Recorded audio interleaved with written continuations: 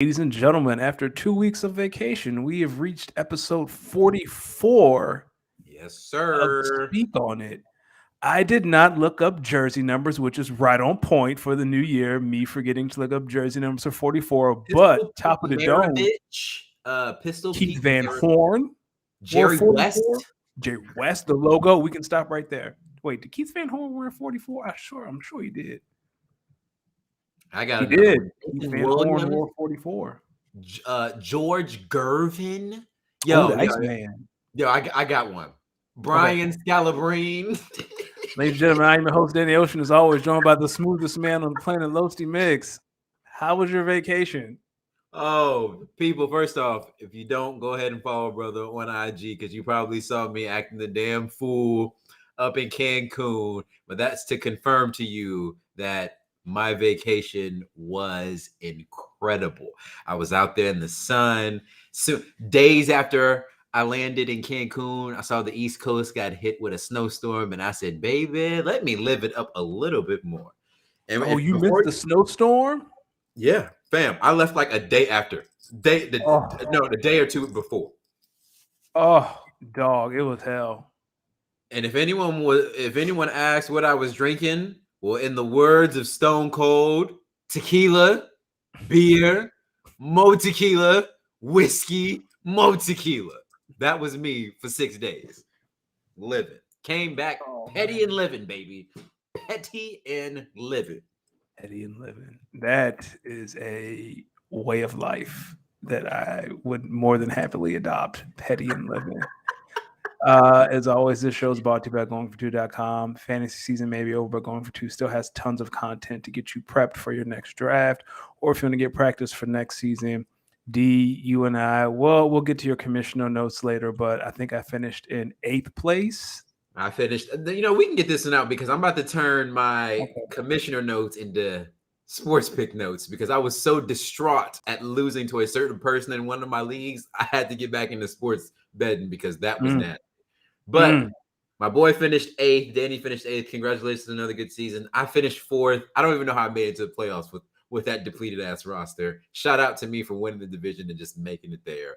It's pretty much that's the only highlight. I want you to know across 4 leagues, four leagues that I took to the playoffs, all 4 teams finished 4th.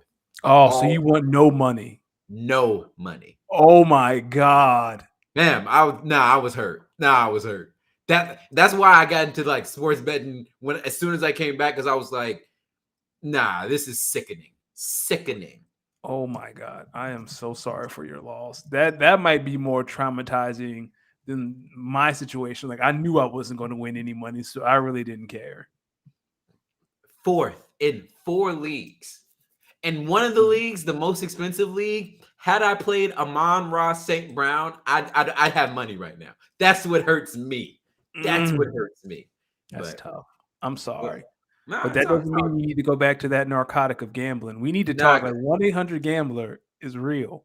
nah, the thing is, well, gambling's only sports betting is only bad when you're losing money. I came back that first night, hit a $200 parlay on the Lakers, and I said, "Oh yeah, this is where I'm at." Then over the next like 4 or 5 days, it's been football. Fuck football. Like the NBA, I'm a smart NBA sports bettor, not the best NFL game because the NFL and college football, especially college football last night, it's just too unpredictable. Fam, I Yeah. had four, no, I had 5 bets on last night's championship game. Can you take a wild gander at who I put the house on? On Bama, like everybody else. And of course, Georgia, Bama wins that game 9 times out of 10. Can we both agree to that? Yes, Bama we wins can. that game 9 times out of 10. I house Bama the one time they lose. And they still, up until the pick 6, which we can chalk that up. You take that pick 6 away, they were barely winning, and that team didn't even have its 2 best receivers. So speaking of the BAM game, let's get started. So the college football season, like you said, finally came to a conclusion with Georgia beating Bama last night in a crazy game. D, you've already given a little bit, but what are your thoughts on the game? Yo, you remember that speech Tim Tebow gave after they lost that one game? What'd he say? You will never find. Oh yeah, no one who'll work harder than me. You'll find no one. Yeah. I want to take this time to look in the camera and let everyone know. After last night's game, you will never find a man who hates the University of Georgia more. You will never find a man who will commit so hard to his petty hate of the University of Georgia more than this man right here. You will never find a man who will put his all on the line to hate the University of Georgia. I'm going to give it to him. They won the game, so we have to call you national champions. But I'm going to say this.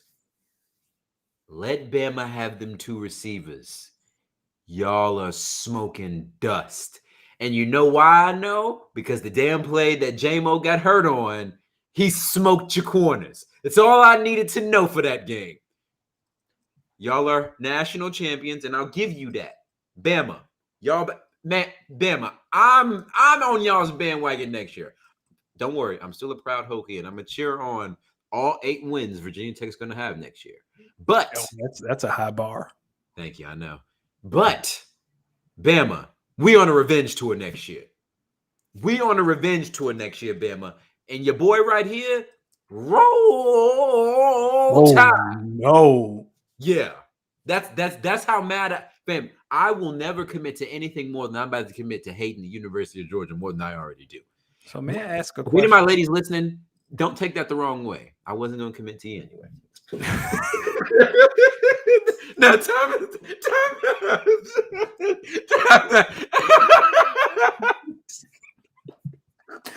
Oh my God! I'm just playing. I gotta say that before I get myself in trouble. No, I think you're already there. You're already there. So don't come back from that one. What did Seinfeld said? Behind every joke, there's some truth. Oh man, I mean. So, I have a confession to make. When that score was 6-9 at halftime, I took my ass to bed. I said, "There ain't no way." Katy Perry didn't do it for you? You Dog, just I said, there ain't no way I'm going to stay up till midnight, watch the game that end 15-9. There was no way. So I missed it. I woke up this morning and I was able to I recorded it, so I was able to watch the second half during lunch today. And I'm not mad I went to sleep. I ain't missed nothing, man. Once old boy got hurt, I'm not going to call Georgia paper champions like you're insinuating. They're the national champions. I'm not using. Yeah, I mean, we are. I mean, they are national champions, but it's. Hey man, they won. They beat who was in front of them. So congratulations to Georgia. That's it. Like I said, I went to that joint was 9-6. I looked at my wife. I was like, "Hey, I need to get some sleep." So I went to bed. The thing is, when you watch that game, outside of like the back half of that fourth quarter, the game was kind of boring. The game was real boring, man. Which is why I'm like, Georgia. They one touchdown was just a jump ball, which great catch by my man. The other one, that pick six, that was Bryce Young trying to force something because he was just trying to make a play. And if you watch the game, he was throwing some fucking dimes that just were not getting caught. Bryce Young, I'm gonna say something real controversial right now. Bryce Young, don't play next year. Get ready for the draft. You are already number 1 pick. There's nothing you can do next year but hurt your draft stock. What are you talking about? I'm gonna tell you what he's gonna do. He's gonna go on a revenge tour and win a national championship next year. You won a Heisman. Now it's time to win a national championship, my guy.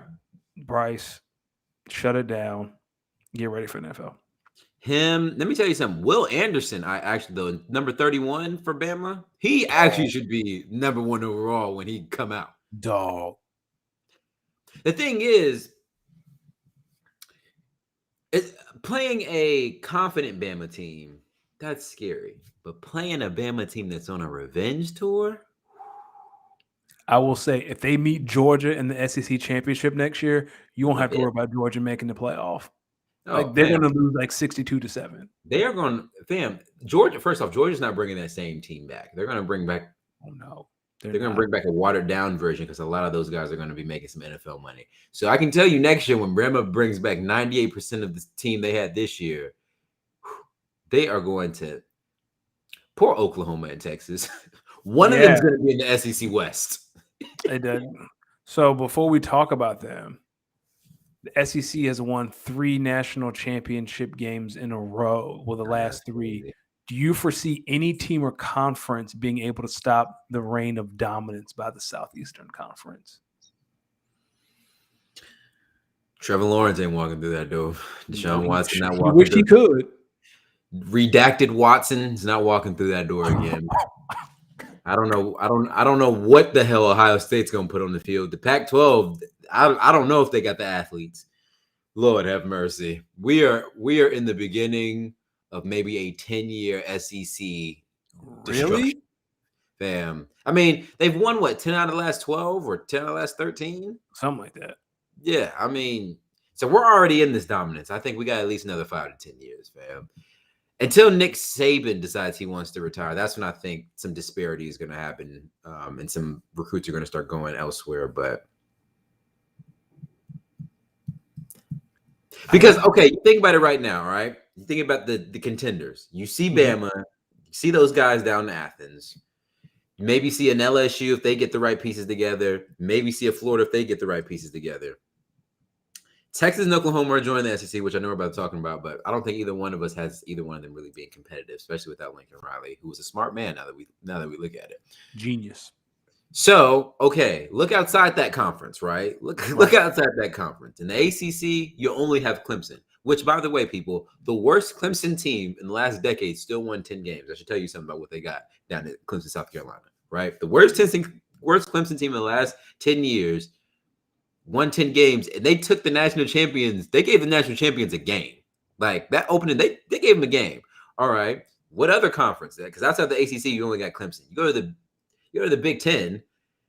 Jim Harbaugh and Michigan may never beat Ohio State, at least for the next 5 or 6 years. Next year, I mean, we know what's going to happen when they go to Columbus. They're going to beat them boys down. And it's going to be ugly. It's going to be really ugly, honestly. Ohio State, kind of the only real contender coming out of that conference. And even then, I'm like, you gotta put on a 2014-esque Ohio State performance. And I don't have the athletes for that. Who knows? I think they do, but who knows? Pac-12, you just don't know. You do not know.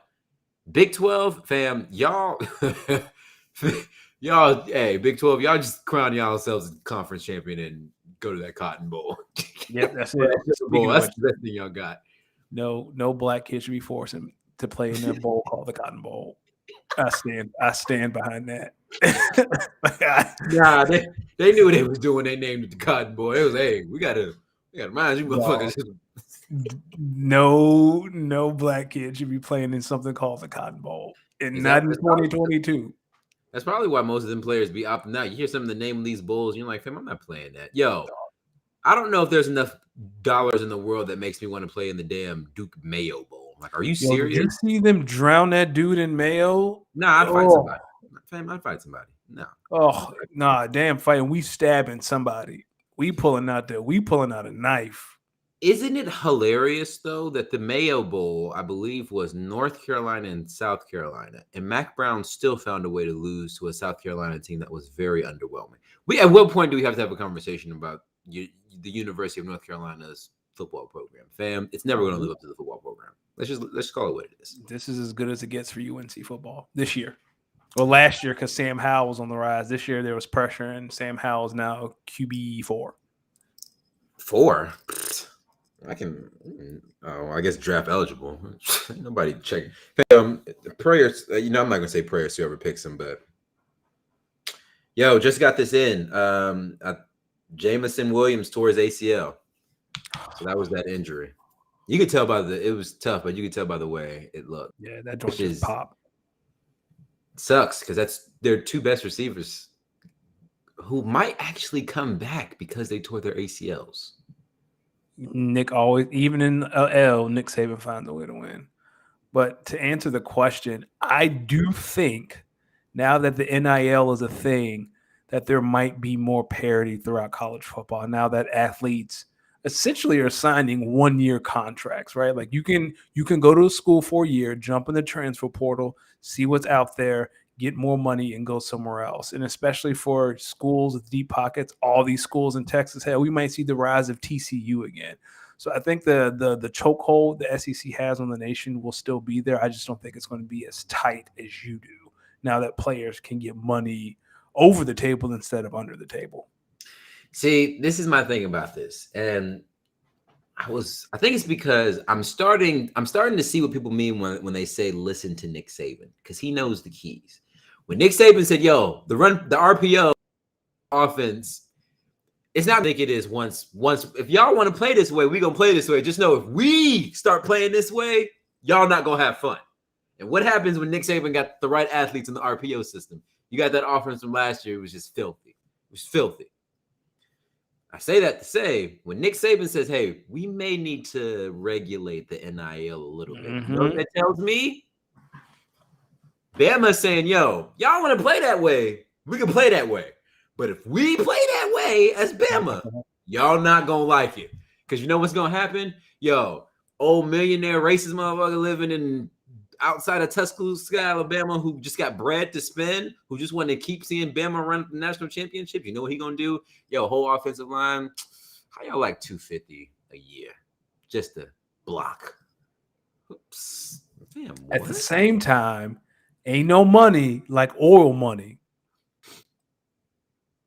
down in Texas. That sound good. That sound good until Nick Saban say, yo, look at my track record of first round picks. Look at that track record of just disappointments.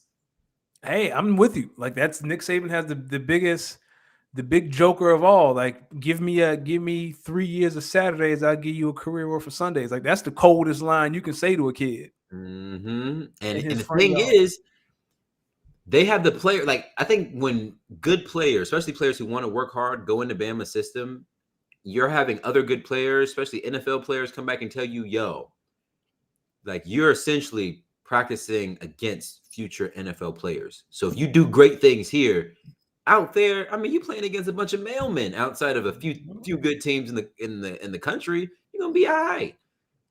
I'm starting to get it now. Like, I'm starting to get it now. That's why I'm slowly becoming Roll Tide. Do you think Texas or Oklahoma find any kind of success in the SEC?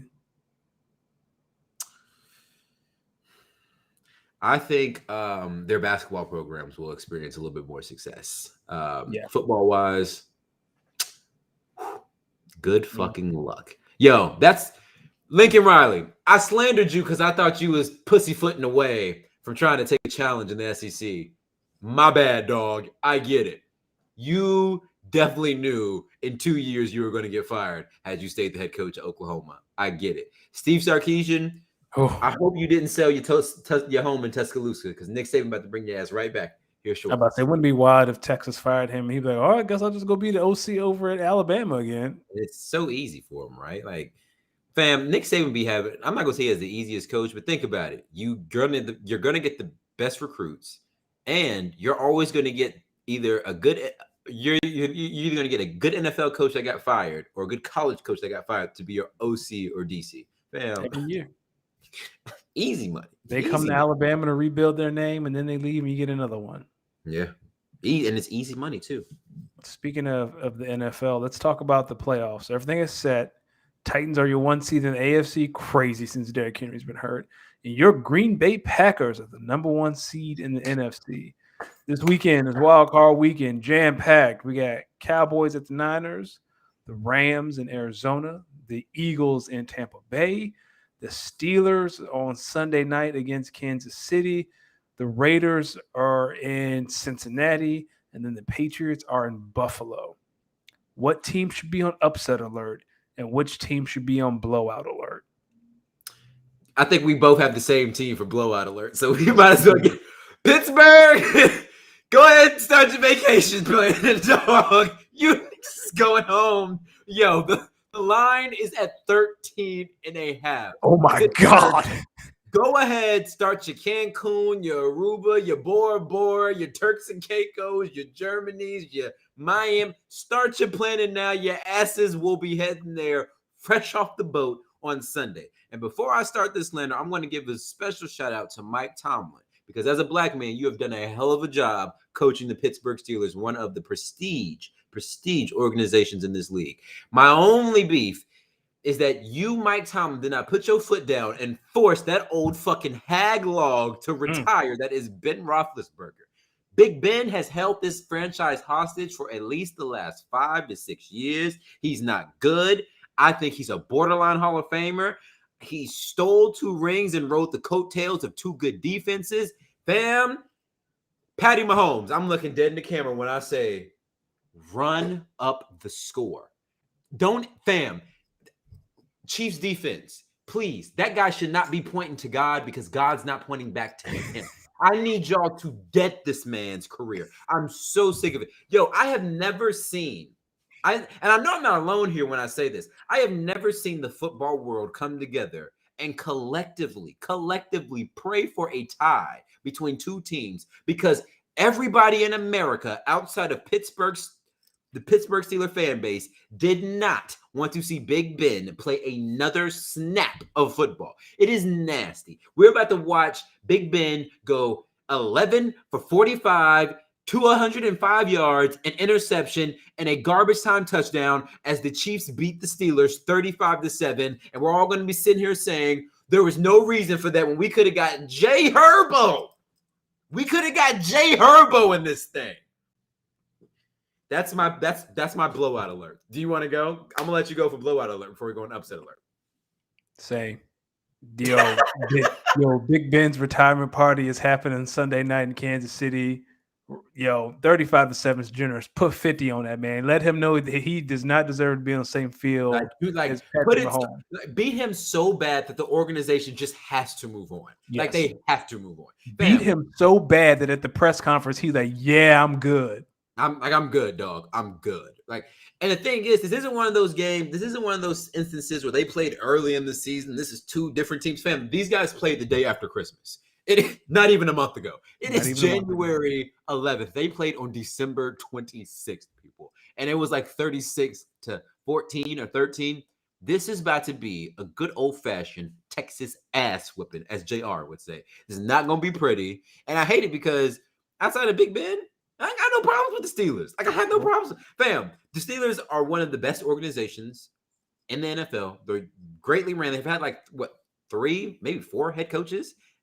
Mike Tomlin's a hell of a head coach. They got a lot of young, good pieces. Yeah, they may have some TikTok dancers for wide receivers, but we can get over that. They have an old hag at the quarterback position. The streets are tired of watching. He's held this franchise hostage for way too long. We're done.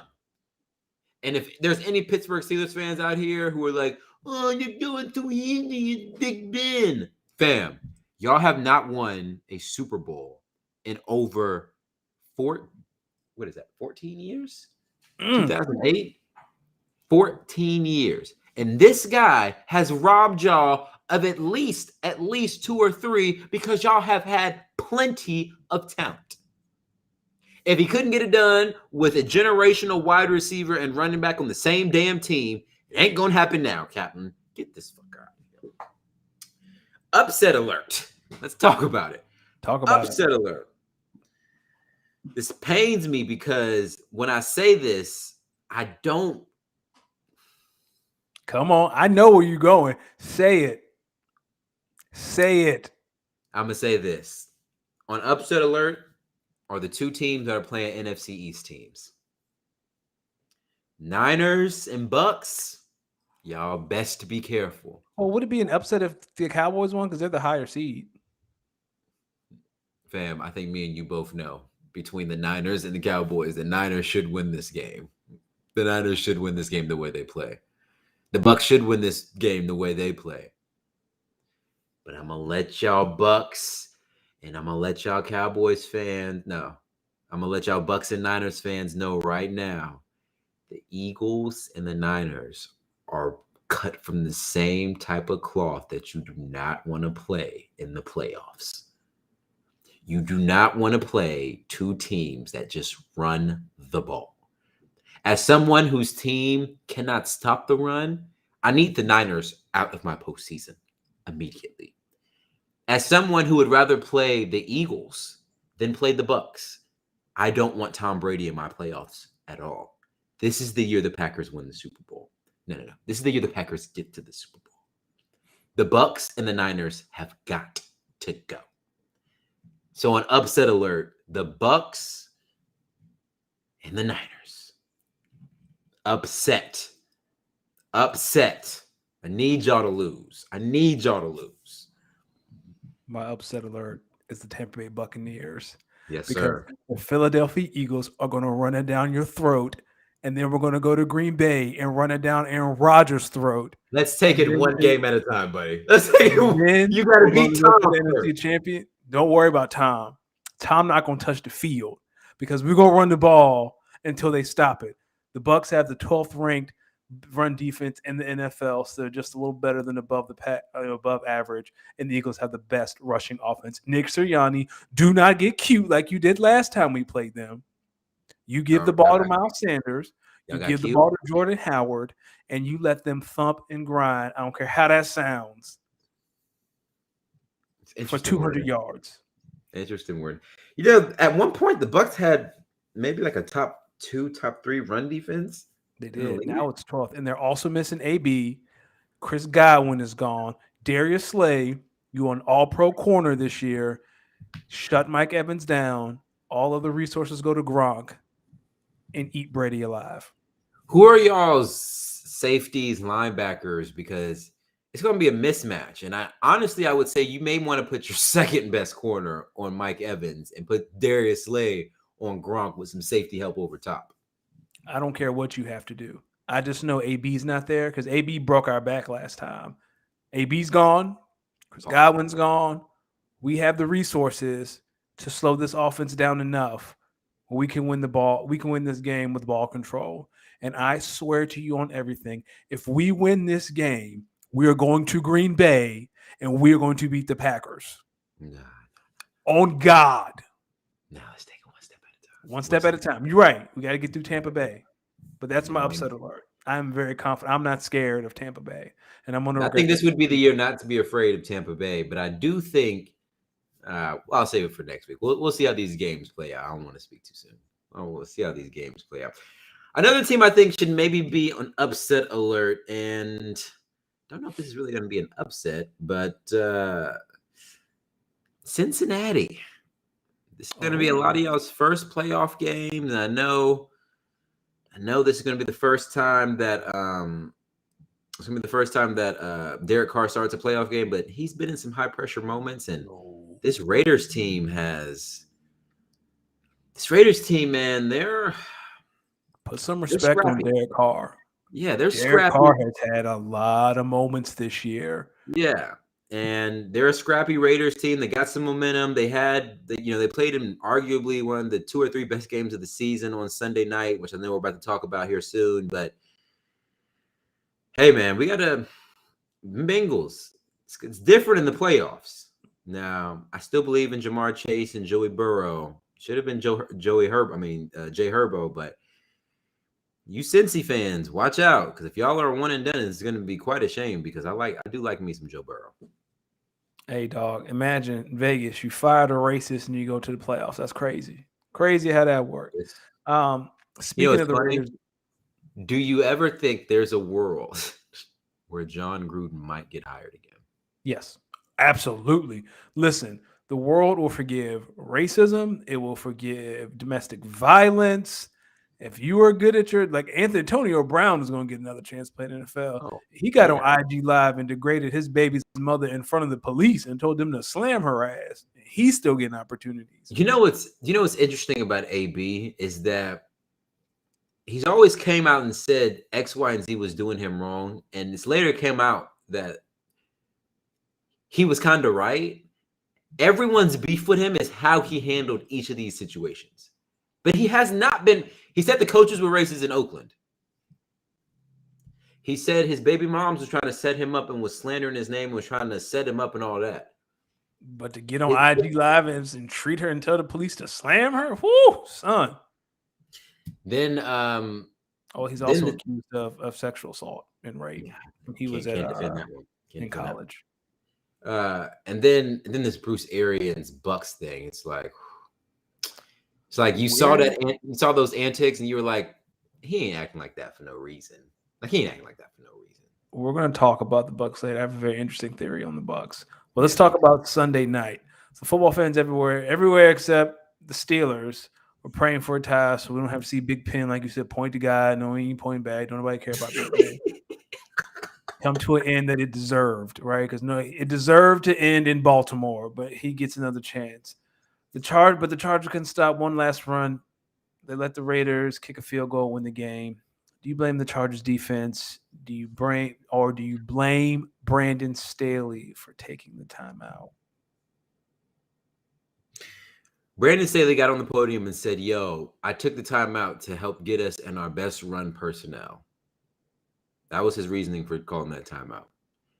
He then proceeded that same run personnel gave up 2 leaky runs, which set the Raiders up for a field goal. 100% this is the damn defense's fault, fam. That Raiders team was content on tying it. Yes. Was content on tying it, but decided they were just going to run the ball just to see if they could get extra yards to put themselves in field goal range. And y'all still fumbled the bag. I've never seen a team find more ways to lose football games than the Chargers organization. Like, I'm not going to blame Brandon Staley because he took the timeout trying to. In his mind, they were gonna try to win the game, right? He's taking it from worst case scenario, like they're gonna try to win the game, so we at least need to try to stop the run, so we could put ourselves in a position to just end in a tie, and they still didn't do that. So Chargers run defense, which has actually been stinky pretty much all year. Y'all, come on, y'all's only Achilles heel came back to bite you. Now your season is over. Shout out JHerbo. You tied for Tom Brady as my second favorite QB or white QB in the league. But that's a painful one. For me, it's Brandon Staley. Like everyone read the room. Raiders just kind of standing there like, hey, man, we can get 3 AFC West teams. We can send Big Ben home where he belongs. And you had to call timeout, dog. Like we were over here chilling. We were over. We weren't going to run another play. We were just going to sit here and chill. And you called a timeout. What am I supposed to do after you call a timeout? Well, all right, Josh. Might as well just try to run it. Well, we can see what happens. Brandon got too cute, and it cost him. And that's okay because he'll learn next year. But he's going to learn. I think this is going to be a good learning lesson for him because I think me and you kind of watched enough Chargers game to know that they were maybe at points in the season a little bit too aggressive in certain moments, which maybe have cost them some games. And maybe at other points you were kind of like, yo, this is the perfect time to be aggressive, and they went a little conservative. So I think with the way this game played out, I think Brandon Staley's going to learn, yo, I definitely got an aggressive mindset, but I gotta watch it, you know? I gotta make sure, like in the Kansas City game, for example, that Thursday night game when he was just going for every fourth down, it's like, all right, dog. At what point do you kind of, I don't know, slow the fuck down and just the only way to beat Patrick Mahomes is to beat Patrick Mahomes, which is true, but it's like, come on, big dog, come on, help your team out just a smidge. Hey man, all I know is he wasted a JHerbo performance because Justin, my God, he was man.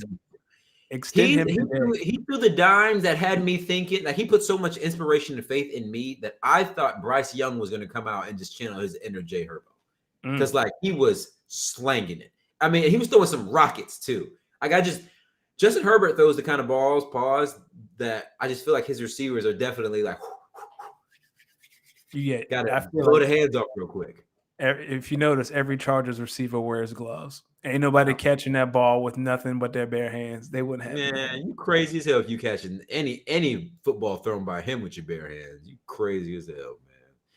Crazy. So this Monday was Black Monday, and we've already seen some surprise coaches being let go. Which franchise made the right firing and which franchise made the wrong, most questionable firing? And I think you and I are on the same page with wrong firing. Yeah.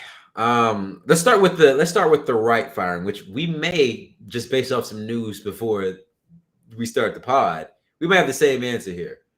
Joe Judge, your time and fooling the masses is over. We knew you was some ass. The world knew you was some ass. I'm glad Giants leadership realized it. You're out of here.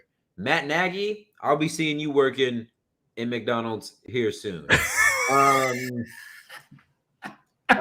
Mike Zimmer, kind of questionable, but kind of not. Stop talking all that shit. But you guys to go because you got a young top 3-ish wide receiver. You got a QB who you're gonna have to figure out who someone's got to figure out what the hell to do with that contract. Yeah, your GM and you have got to go because y'all do not know how to manage assets. So all that being said, Joe Judge, you single-handedly very much deserve to be fired because it's like, fam, you didn't know what you was doing, and you know you didn't know what you was doing, and I think partly deep down inside of you, Joe Judge, you know you shouldn't have accepted this job. So you got your money, you got whatever else the hell you got. You don't got the respect for most of the players in that locker room. Tuck your tail, go back to the Patriots and be their special teams coordinator. We'll be seeing you bum. After what he did in New York, I wouldn't be surprised if Bill Belichick was like, "Dog, what you doing here? I ain't got no fun." You know what? Joe Judge is going to be the special teams coordinator for Alabama next year. He got to go hot. He got to go touch the hem of Nick Saban's garment. Like he got to go touch Nick Saban's playbook. Dog, he said, what did that man say about he's like, oh yeah, our organization is not a clown show. Fam, if you have to tell me that you're not a clown show, then you're absolutely a clown show. You're absolutely a clown show. Then, he said that about the Washington Racial Slurs organization and then proceeded to get the doors beat down. First off, that's another problem I have. Don't comment on another franchise and call them a clown show, then run a fucking QB draw inside your own 10. No. They ran a QB sneak on 3rd and 9, and he had the audacity last year to talk about Doug Peterson taking a QB sneak on 3rd and 9 inside your own 10-yard line. If that's not a punt, I don't know what you're talking about. That man lined up in an old wishbone formation and ran a QB sneak on 3rd and 9 and had the audacity to talk about Doug Peterson last year. How do we defend this man? You know what? You don't even deserve to go to Alabama. Go be the special teams coordinator at Temple or South Dakota State. South Dakota State, they're actually pretty good. Go to some D3. Go to Concord in West Virginia. That's where you belong. Go to Athens. Go to Athens. They're used to mediocrity outside this year. You'd fit right in there, Joe Judge. We'll be seeing you right beside Kirby Smart. Get out of here. What's good, Eric? How's it going, man? How's it going, dog? But go ahead. Shout out to Jay because Jay's a New York fan. You got your wish because I laughed at him and a few other Giants fans on Twitter yesterday. You guys got the last laugh. I mean, your organization is still trash. Like you probably gonna go hire someone stupid anyway. No, why should they go hire Brian Flores? But why would Brian Flores want to go to New York? There's nothing in New York. You got Daniel Jones, young QB, solid running back. Honestly, Saquon. If they get him a GM that believes in him, he'll rebuild the team because they have a decent defense. They got top 10 picks. They got to invest in an O-line. Hey, dog. They got to invest in both lines. Can I have the floor for 1 second? I need to talk to Saquon. Saquon, hear me and hear me good. You saw what Antonio Brown did in the Meadowlands to get out his contract. You need to follow suit. Don't waste your time in New York, dog. You need to cause a scene. I know that's not your style. You kind of gave the Damian Lillard vibe. Like, I'm loyal. I'm going to be here to the end. Dog, loyalty ain't going to win you none. What has loyalty gotten you? OBJ got out. He in the playoffs playing in LA right now. Saquon, I need you to make a scene. Don't waste your career at Big Blue. They don't know what to do. They don't know what to do. They don't know what to do. They put Jake Fromm on the field and act like they're trying to be competitive. They're wasting your career, my man. Get out. Don't sign that extension. Dog. Is this his player option year? I think this is his player option year. I think he'll be a free agent next season, if I'm not mistaken. But it doesn't matter. Saquon calls the scene. Get out of there, man. What team's picking up that contract / what team needs a running back like that? Hey, dog, he got Cleveland written all over him. They got running backs too, though. Or you can get out that Kareem Hunt contract. Dog, can you imagine Saquon in Tampa Bay? I'm not gonna complain about it for fantasy. Can you imagine? I know they got Austin Eckler, but can you imagine Saquon with JHerbo? Oh my God. Nah, I mean, because they got Eckler. They don't need him. They don't need him. I mean, would you take Saquon or Eckler? Healthy. Well, I'll Eckler. take Eckler because Eckler's I'd produced. I'd take Eckler. Yo, Eckler is gonna stay on the field way longer than Saquon Barkley. You're better off. I got a question for you because you and I have the same answer. How racist was it to fire Brian Flores on Black Monday? That just felt about as racist as asking a woman to move to the back of the bus. Fam. No, we're not talking about segregation. That's how racist that move was. Yo, no, I'm gonna need the entire Miami Dolphins organization. Tell me how you fire a man that not only beat Bill Belichick 3 times, but was 1 game, or 3 times in a row, I should add. He beat Bill Belichick 3 times in a row, was 1 game out of making the playoffs in back-to-back years, and made the playoffs, I believe, in his first year. So if 10, 9, and I believe maybe 9 wins doesn't tell you that he is stable enough to completely run this organization, and you all aren't getting him the necessary pieces he needs via QB and some other pieces, who the fuck are you to fire this smart, educated black man who is a great coach, a player's coach? I could tell that the players themselves was not expecting that. And not only did you fire a coach for no damn reason, but if you wanted any chance at landing redacted Watson in some sort of trade, you just blew that out the door because he was going to come there to play for Coach Flores. Now, redacted Watson currently he may be a sicko, but let's not pretend like he's not a generational talent at the quarterback position. Eric, you're right. It was very sus. Very sus. Right. It legit didn't make no sense. But don't worry, because Brian Flores is going to be the coach in Minnesota before Friday. Can you relax? So that's the best. Out of all the jobs that are open right now, Minnesota is the best. Nah, because you don't know who's going to get fired after the playoffs. That's true. But as we stand right now, Minnesota is the best job, and then it's Chicago. I would honestly say it might be Minnesota and then Jacksonville. I forgot Jacksonville's open. Yo, if you got as many assets as Jacksonville does, plus you have Trevor Lawrence and Travis Etienne along with a few other pieces. But you got Shad Khan in the way. So just tell Shad to shut the hell up and let me run this. Oh yeah. You walk up to the billionaire. Oh, I forgot Denver opened too. I forgot Vic Fangio got fired. Vic Fangio didn't even make it till Monday, did he? No, he got fired first. He got fired. He was the first coach fired Monday morning. He was fired Sunday morning while everyone was preparing for the games on Sunday.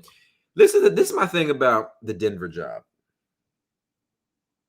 Who the hell wants to play Patrick Mahomes, Justin Herbert, and Derek Carr twice a year? Nope. I don't know if there's a coach that really wants to sign up for that. Not me. And unless you know you're getting Aaron Rodgers or someone in free agency, I wouldn't take that job. That's just me, though. That's just me. Do you remember when Washington fired Jay Gruden? They made that man drive all the way to the stadium at like 5 a.m, fired him, and then made him sit in morning traffic on the way home. Damn. Yo, being fired and have to sit through morning traffic has got to be nasty business. You just sitting there in wall-to-wall traffic, just reevaluating your life and your career, thinking about what's next. Poor Jay Gruden. Ain't no poor Jay Gruden. Jay Gruden, the Washington racial slurs should still be the Washington racial slurs. Anybody got no love for Jay Gruden? You think so? All right, let's get these quick hitters. Bruce Arians versus the Bucks. Who won the war? Oh, you mean Antonio Brown versus the Bucks? My bad. I cannot read. Antonio Brown versus the Bucks. Who won the war? Am I crazy to think AB? Am I crazy to low-key think AB won the war? If AB can prove what he is saying, he has been. He's gonna get paid. He said Bruce Arians never knew. He said Bruce Arians never knew that.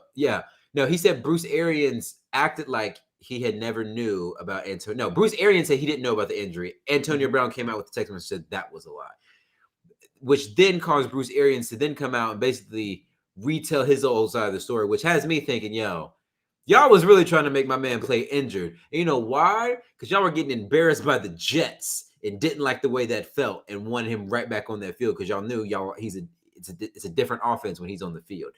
With that being said, even though I know they cut him, I know someone's out here going to need a wide receiver. Yeah, I think AB won that war. For me, it's still to be continued. Depends on what the Players Association does. Like if They're not doing that. I don't think the Players Association wants to touch that case. They don't, but they got to. Union got to. All right, who's MVP of the NFL? Tom Brady. Okay. I'm gonna wish that upon him right now. Tom fucking Brady. Yeah, MVP hasn't won the Super Bowl. Yeah, okay. Tom Brady. Yeah, Brady, you're the MVP, buddy.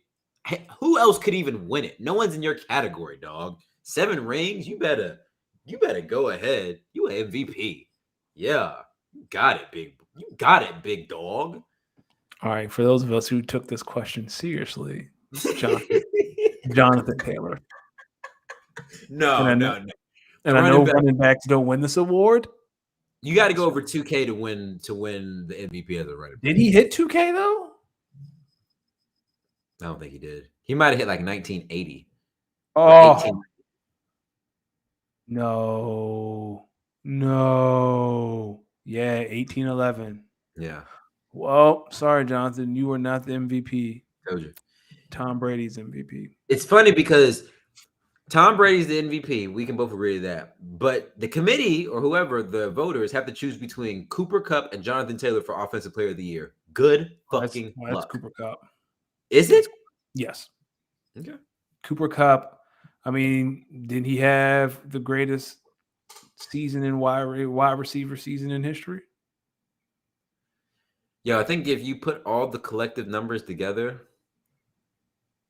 Here's the thing, though. Cooper had an extra game. But he had an extra game, yeah, so. What do you think Megatron's numbers would look like if he had the extra game? No, I mean, he's easily going over 2,000. Megatron's like one of the greatest receivers ever. Yes. But I think when you think about the full body of work in terms of he had the triple crown, receiving touchdowns, yards, and receptions. And he's like second all time in 2 out of those 3 categories, like in a season. That's why when I look at those numbers, so yes, he did have the extra game, but think about it. He had the extra game and still didn't break the records. So could you make a case that Cooper Kupp's the MVP of the league? No. No, it's not going to a receiver. No. For all that, you kind of have to split between him and Matt Stafford because Matt Stafford was the one throwing him the damn ball. Yeah. Matt Stafford. See, that's why MVP. He needs to be most valuable quarterback, and then we need to have another MVP for other people because there's going to be quarterbacks every year. Well, then, actually, you know what? I'll go on a limb. I'll change my answer. Cooper Kupp, you're the MVP. You're the MVP, Cooper Kupp. You are the MVP, Cooper Kupp. You would have to see him in the NFC Championship game. Said if you guys play the Rams, it'd be the NFC Championship game. Oh, good. Oh, here we go. Eric with the stat. Look at the stats. On the floor players since 1970 have won the receiving Triple Crown. That is impressive. Okay. Reserve the right to change my answer. Cooper Kupp, you are the MVP. I'm telling you. That's why I say like it's got to be up there in terms of like full body of work, catches, receiving yards, and touchdowns. I mean, gotta be. I think it's the best receiving season that a wide receiver has had. But I will say this. That does not make him the best wide receiver in the league. That's still Devontae Adams. That is still Devontae Adams. And a healthy DeAndre Hopkins. Devontae, you number 1, dog. I'm gonna hold you down. This isn't in the queue, but who's the NFL Defensive Player of the Year? I guess we gotta give it to fucking TJ Watt. Yeah, I was gonna say TJ Watt. It's not Diggs, as long as you didn't say Diggs, because either Diggs is getting a pick 6 or he giving up 6. Like, yo, it is. I don't know. It's funny because a lot of people say the same thing about Diggs, He either gives up the pick 6 or he gives up 6. But yo, that's what He's good happens enough when to you're a super, super aggressive corner. Like when you're a super, super, super aggressive corner like that, there's only it's basically flipping a coin toss. Because we're like let when you're me trying to jump every route, it's 50-50. You're either gonna make the play or you're not gonna make the play. You're gonna give up 6. let me tell you when Diggs lost Defensive Player of the Year, when he got cooked by the ghost of AJ Green. Like AJ Green hit him with a double move and he fell for it. You're done, dog. Like you can't get cooked by, no offense to AJ Green, but AJ AJ Green been in Green's the a good league. AJ Green's good though. AJ Green is good. What? It's AJ Green been in the league forever. AJ Green is ring chasing, and that's no offense because AJ Green's a Hall of Famer. What? Is AJ Green a Hall of Famer? That's a conversation for another day. Yes. He had some really good years. In Cincinnati. Like, come on. That's a great question. I Maybe would not not a be first upset if ballot. Michael Parsons won Defensive Player of the Year. Like Michael Parsons, hard and I because was he- wrong about Michael Parsons. Yeah, we both were. It's hard though because Michael Parsons is a rookie. So he's gonna get an award and it's gonna be defensive rookie of the year. And they're just Give 'em gonna both.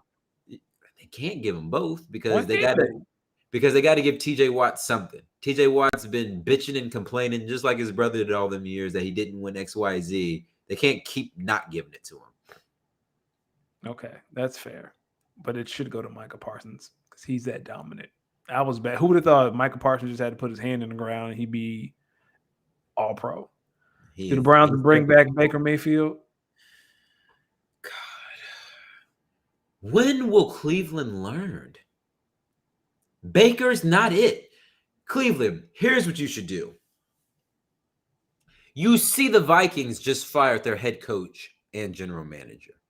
Send Baker Mayfield's ass along with some Cheez-Its to Minnesota and go get Kirk Cousins. Stop playing. Go get Kirk Cousins. Baker is not it. And you know it. Kevin Stefanski. Kirk Cousins was your dude, man. When you was an OC at Minnesota, Kirk Cousins was your dude. Get the resources together. Send Baker Mayfield's ass along with some champagne and a box of cigarettes to Cleveland for Baker Mayfield. Stop playing. I mean, for Kirk Cousins, I don't know. Let's see. I'm trying to see who's a free agent. I don't know. Maybe if you get your hands on Jimmy Garoppolo. If I'm Kevin Stefanski, I want the guy who knows how to run my offense well and can actually throw the damn ball. That's fair. I don't care enough about Cleveland football to care. I just care about Myles Garrett. Because the thing is, I think with Cleveland, it's like they have to know at some point they have to keep up with the Ravens and the Bengals because you don't know what the fuck the Steelers are going to do quarterback wise. You got to keep up with the Bengals and the Ravens because you know quarterback wise their franchises are going this way. Steelers, they're going to take a little regression because Big Ben's going to retire. And then they got to figure out who's going to be the quarterback. And if they don't land an Aaron Rodgers or a quarterback like that, they're going to have to go in the draft, which means they're going to be hit or miss because, rookie quarterbacks are hit or miss. If they hit, though, now you're super behind the 8 ball. Like you're super, super behind the 8 ball. If Pittsburgh drafts a quarterback and it turns out to be good. Yo, can you see Big Ben retiring and then go playing in Cleveland? No. Fam, I think if any GM has watched NFL football this year, they can pretty easily tell Big Ben cannot play football anymore. Hell, when healthy and younger, the brother was still average at best. Please, NFL GMs, let him You go. really don't like this man, and it's funny. If being above average was such a compliment, it would be Big Ben. And he rode the coattails of 2 incredible defenses for rings. But when you put the onus all on him, oh, buddy. He's just a poor man's Baker Mayfield living in Pennsylvania. Oh, let's talk. Let's get a little spicy because when I saw this, I got really excited. Carson Wentz having a prime Carson Wentz game versus the Jaguars. I am so glad this man is not my quarterback anymore. Fam, how Eagle? Nah. Before I really get into it, I got a bone to pick with you specifically because I remember there was a time in our friendship when you was trying to tell me Carson Wentz and Aaron Rodgers. Hey man, I was going to do some things personally, man. The Eagles was all I had. Yo, could you pass me some of whatever you was smoking to tell me that? People, my man Danny at one point was really trying to tell me Carson Wentz was just as good as Aaron Rodgers, and I was adamant. No, he's not, because if he was that good, y'all would not have won a Super Bowl without him.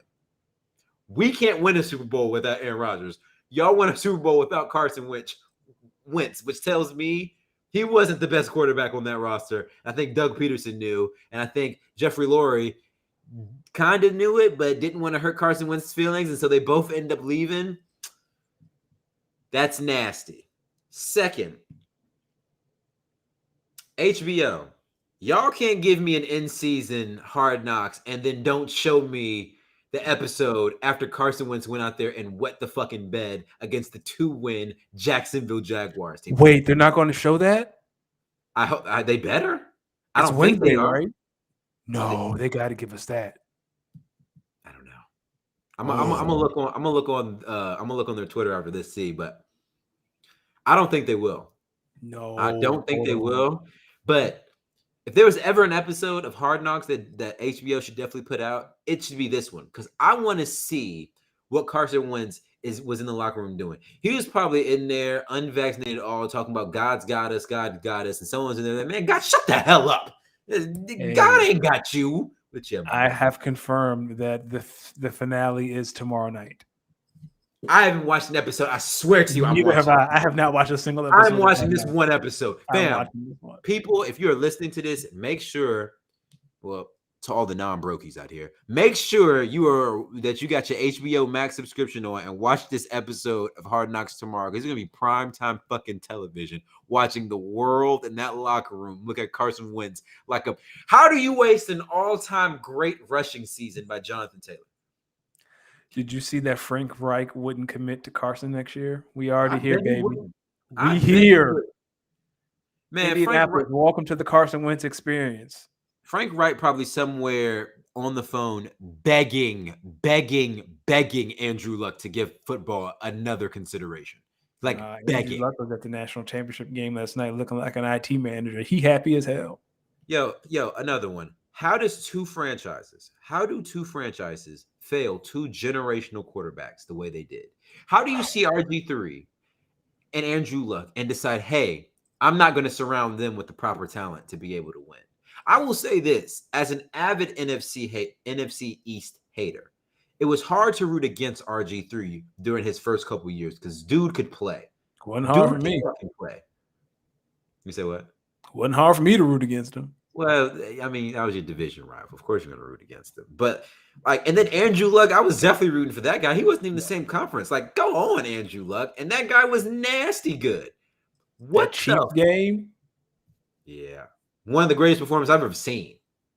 Fam, shame on the Colts. Shame on the Washington racial slurs. Y'all had two generational quarterbacks who I believe each of them could have won at least one Super Bowl in their time had they been surrounded by the proper talent and their organizations failed them. Shame on you both. That's why neither one has experienced very much success since they walked out.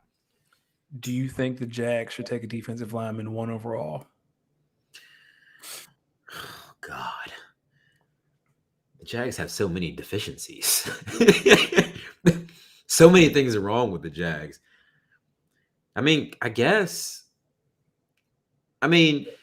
historically speaking, if it hasn't been a quarterback, it's usually been an offensive lineman or a defensive lineman that's went first overall, right? So unless you need an offensive lineman, might as well take either Kayvon Thibodeau or Aiden Hutchinson from Michigan.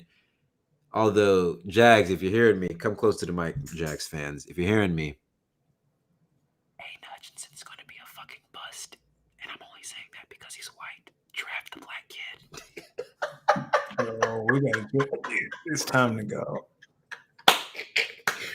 But further, I think Kayvon Thibodeau is going to be a legit beast. He got hurt, but I think he's going to be a legit beast. I think when you're drafted number 1 overall and you don't need a quarterback, you just don't make it hard. Pick the best player on the board. And then figure it out later, right? Yep. I don't care if it's offensive tackle. I don't care if it's a center. I don't care if I care if it's a running back. Can't be a running back. Any other position. I don't care if it's a linebacker. I'm gonna tell you like this. Jags, depending on who you hire as a head coach and offensive coordinator, consider taking a wide receiver number 1 overall. For real. Because especially if one of these Bama wide receivers come out, draft them and let them get healthy. Draft one and let them get healthy. We start next year anyway. Why does everyone want to compare JHerbo and Joe Burrow? Why can't they just exist? Because we as sports fans and we as people in general, we always have to compare things, and we just can't let two legends coexist. It does not make any sense to me why people just can't accept the fact that Justin Herbert and Joe Burrow are two franchise quarterbacks, and the Chargers and the Bengals didn't fuck it up. What's so hard? What's so hard about understanding that? Now, if you want to be upset about something, I'd be upset at the fact that I believe there were a couple teams who had a chance to draft Justin Herbert, and one of them chose to draft Tua Tagovailoa. Good fucking luck to that organization, because that was also the same organization that just fired their head coach on Monday. So, I don't know, man. I don't know. Last thing, Klay Thompson, how excited are you? Oh, buddy. He won me some money, first and foremost, because I definitely bet on him. But shout out to fucking Klay Thompson. It's good to see you back. I'm happy to see you back. Just when you play the Lakers, maybe ease it up, because we're already some hot ass, and that blowout's going to get worse if you're playing, Klay. Welcome back, Klay. I'm glad you came back after you had played the Mavericks. Speaking of which, Mavericks, 4-game winning streak, top 5 defense in the NBA with Luka. Jason Kidd doing y'all well?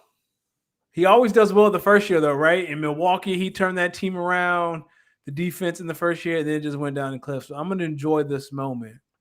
But and Luka's been kind of in and out the lineup, hasn't he? With an ankle. Luka hurt his ankle, and then I think he when the COVID protocols, he came back. I think the 4-game winning streak, and then they played the Warriors when they retired Dirk's jersey, which was a very beautiful ceremony. Yeah, but that statue, it looks like he's shooting anal beads. We just need one ball, Mark. I know what you were thinking. What was he thinking when he did that?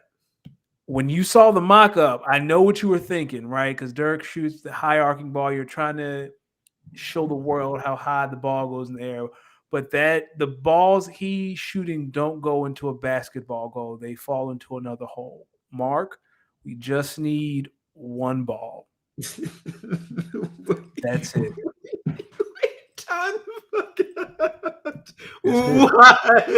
What? That's it. Like you see the picture behind me. That's all we need, Mark. That's it. Fam, when I saw that statue, I was like, nah, that ain't what I think it is. I did my best Booker T impression. That ain't what I think it is. Tell me that ain't what I think it is. Like, that ceremony was so beautiful. And then Mark was like, and this statue is going in front of the arena, and it's going to go in front of the next arena. I was like, Mark, I don't know who on your PR team, but my man, we just need one basketball. Just one. Just one. Just one. D, where can the people find you? People, we're back. We're better than ever. This year, in the year 2022, this is the year where growth is possible and we're making it happen. Those things that you told yourself years ago that you didn't think you could do, you're going to do them this year in the year 2022. We're going to manifest it. Follow the kid at LosDemix, LosDeemix, on IG, on Twitter. Make sure y'all follow the pod, speak on an _pod, right? On Twitter and on IG.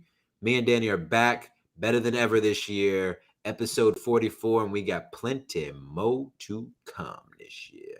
Holla at your boy. Before we sign off, I have one more thing. I'm sorry, I forgot. Talk to me. Y'all sat in these Twitter streets and slandered the NFC East. But guess what, baby? We got 2 of them things in there. 2. Okay.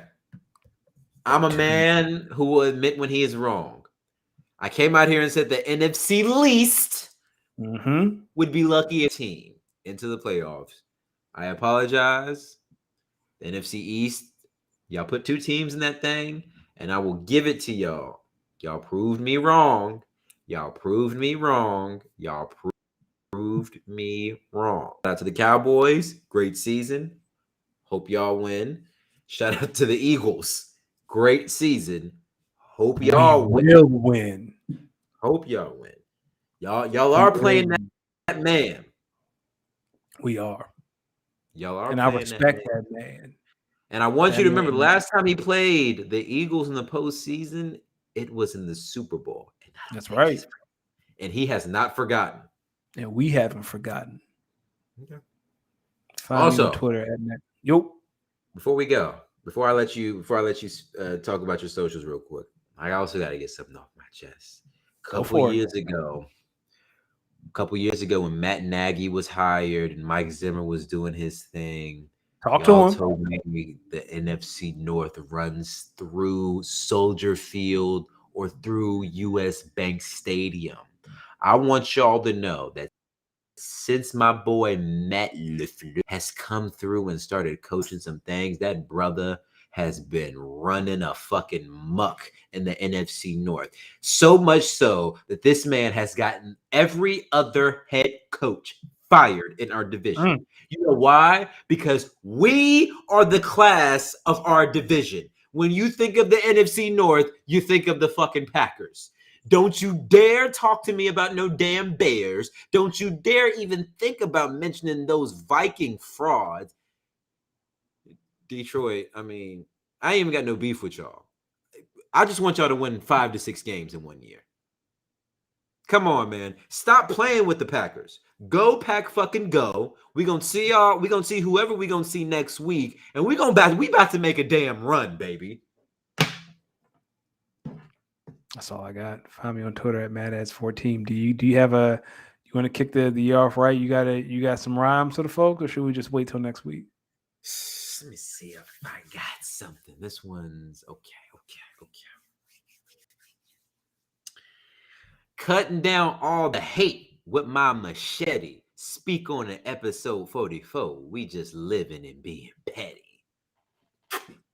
Ooh! Peace. Peace.